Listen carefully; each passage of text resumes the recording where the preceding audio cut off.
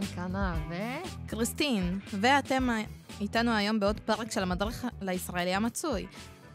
והיום בפרק נחשוף את הסודות הכי לא סודיים של החברה הישראלית. כי בינינו, לישראלים יש יותר חוקים לא כתובים מכל חוקים אמיתיים. חוקים שלא כתובים בשום מקום, אבל אם תעבור עליהם אתה תקבל פרצוף של אחים, אני סגר.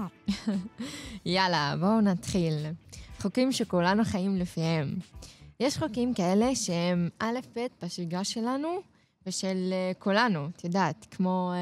החוק הראשון והכי פופולרי? אני בדרך, אבל בתכלס הרגע סיימתי להתקלח. זאת אומרת, תחכי שלא לי. נדבר על החוק של 5 דקות. 5 דקות אני אצלח. תדעי שאני אפילו עדיין לא שמתי נעליים, וברור שצריך לפחות להכפיל ב3, איזה רבע שעה, 20 דקות יהיה אצלך. ומה עם תור ברחוב? לא משנה למה, תעמוד בו. אולי זה לפלאפל, אולי לחלוקת חולצות חינם. לא משנה, עומדים. ממש. ואת יודעת מה קורה כשמישהו עוקף? וואלה, בישראל זה סוג של פשע חברתי. לפני שאתה בכלל מנסה לעקוף, אומרים לך, סליחה גבר, יש פה תור. כאילו, אחי, מה נסגר? מה אתה לא רואה שאנשים מחכים בתור? ומה אם יאללה, קפוץ לקפה מתי שבא לך. זה הכי קלאסי שיש. אף אחד לא באמת רוצה שתבוא. זה רק בשביל לצאת בסדר. ובא לערכים, ואם את כן הולכת, תדעי שזה מוזר של החיים. קריסטין, את מכירה את החוק הזה כשמזמינים מונית, אבל אסור לשבת ליד הנהג, כאילו, אלא אם את בת 50 או מהמשפחה שלו, זה מה שנקרא חוק המונית. וואי, לגמרי, בתכלס את תרגישי מוזר, וזאת תהיה הנסיעה הכי ארוכה שתהיה לך בחיים. שלא נדבר על החוק אם אמרת, יאללה נזרום, סימן שאין תוכנית ואין סיכוי שתהיה. וואו, ממש.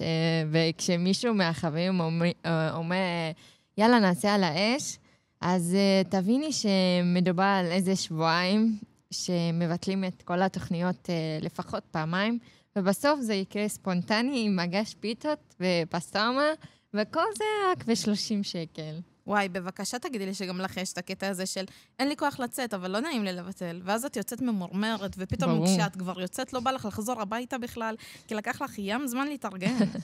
כי כבר השקעת.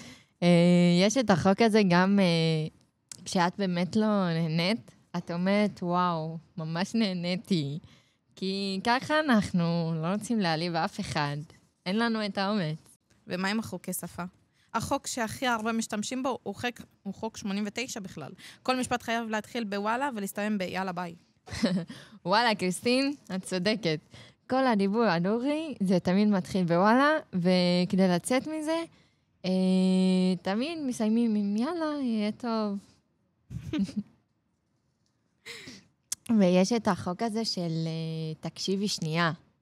כאילו, בתכלס, את הולכת לפתוח על החיים שלך. חפירות ארכיאולוגיות. וואי, סיפור חיי. ומה אם חבל על הזמן? שזה אמור להישמע כמשהו טוב, אבל אם נדבר בכנות, יש לו קשר למשהו רע, לא ברור, אבל זה החוק. כן, תכלס זה אמור להיות בקטע רע, אבל לא יודעת, זה נהוג. גם חובה להגיד לא נעים לי, במיוחד כשמאוד נעים לך, וכולם יודעים את זה. אבל תכלס את לא רוצה לתת נודניקית כשאת מבקשת משהו בשבילך. או הפחד הזה כשמישהו בא ואומר לך, אני יכול לבקש ממך משהו, אבל לא נעים לי. וואי, המשפט הזה כל כך מנהיג אותי, ואני כל כך מפחדת ממנו. זה לא שאני לא רוצה לעשות טובות, אבל זה, את יודעת, זה תלוי במצב רוח שלי לפעמים. מן הסתם, לפעמים אין לך עצבים לכלום. כן. גם אם מישהו באמת בא ומבקש יפה. ושלא נדבר על חוק הסטורי. חוק הסטורי, שהוא חייב לעשות 30 ניסיונות, כדי לעלות אחד טבעי, שנראה כאילו מצולם לא בכוונה בכלל. וואי, לגמרי. קלאסיקה של בנות. לגמרי. ואם מישהו מסתכל בגלריה, הוא יראה איזה 100,000 תמונות, כאילו, רק בשביל תמונה אחת מסכנה. ואם כבר התחלנו לדבר על הדיגיטל, אז קבלי חוק דיגיטלי. נגיד קיבלתי הודעה ארוכה, קראתי, הגבתי בראש, אבל לא שלחתי את התשובה. כאילו, מבחינתי, תקראי את המחשבות שלי, אני לא שולחת תשובות.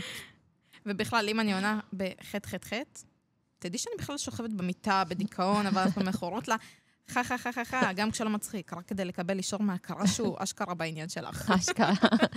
ובתור סטודנטית, מכירה את זה כשמישהו מבקש סיכומים אחרי שלא דיבר איתך כל הסמסטר, ופתאום, כאילו, מכיר אותך ואת חברה קרובה, אז נראה לך שתשלחי לו? ברור שתשלחי. את לא פראית, אבל זה חוק. ברור, כולנו חברים לפני מבחן, ובתקופת מבחנים אתה הופך פתאום לאדם הכי פילוסופי שיש. מנקה את כל הבית, מבשל, עושה יוגה, עושה מדיטציה, חוזר בתשובה ומתפלל, ומברך אנשים כאילו אתה מינימום הרב בבסלי. הכל רק לא ללמוד. נכון, אהבתי. העיקר שמתכננים תוכניות, ובמציאות לא קורה כלום. אז אני רוצה להגיד לך וידוי, ואני מודה. אם אני רואה מישהו שאני מכירה, אני ישר מסתכלת בטלפון, כאילו אני באמצע שיחה עם נשיא המדינה, אם לא עם ראש הממשלה. אני גם. ועוד החוק שלי, אם אני אומרת רק תארגן שנייה, תתכונן לחכות חצי שעה לפחות, כי אני לא מאורגנת בכלל. ואם אמרתי, נראה כבר מה בא לי, תביני שאני לא בעניין בכלל. אני רק מנסה לו להישמע ישרה מדי ותוקפני.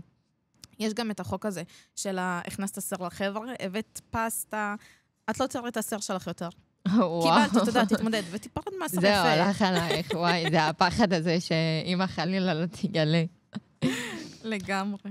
אז לסיום, נכון שאלה לא חוקים עם עונש, ולא באמת כתובים בשום מקום. אבל איכשהו כולנו חיים לפיהם. זה מצחיק, זה מוזר, וזה הכי אנחנו. כן, ישראליות זה לא רק פלאפל ודגל, זה לדעת לא להגיד קר לי, גם כשאת קופאת, וזה לחכות בטוב בלי לדעת למה, וזה להגיש בבית, איפה שיש עוד אנשים שעושים את זה גם. יאללה, תודה שהייתם איתנו בפרק הזה, נשמח לשמוע מה החוקים הלא כתובים שלכם. שלחו לנו, תצחקו אותנו, ונתראה בפעם הבאה. ביי יוש!